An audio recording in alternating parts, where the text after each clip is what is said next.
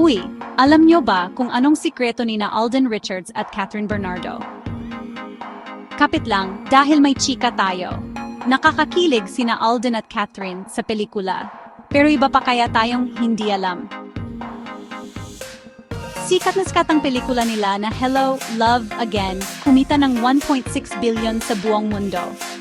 Grabe, ang laki! Pero teka lang, kahit bagay na bagay sila, sinabi ni Alden na hindi niya nililigawan si Catherine. Oo, magkaibigan lang daw sila.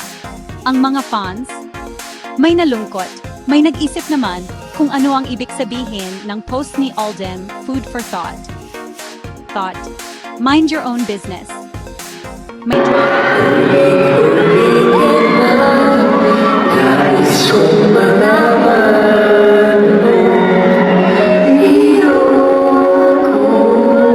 diba? At dahil malapit na ang Manila International Film Festival, sila kaya ang magiging bida ulit? O may iba pa kayang pasabog? Abangan!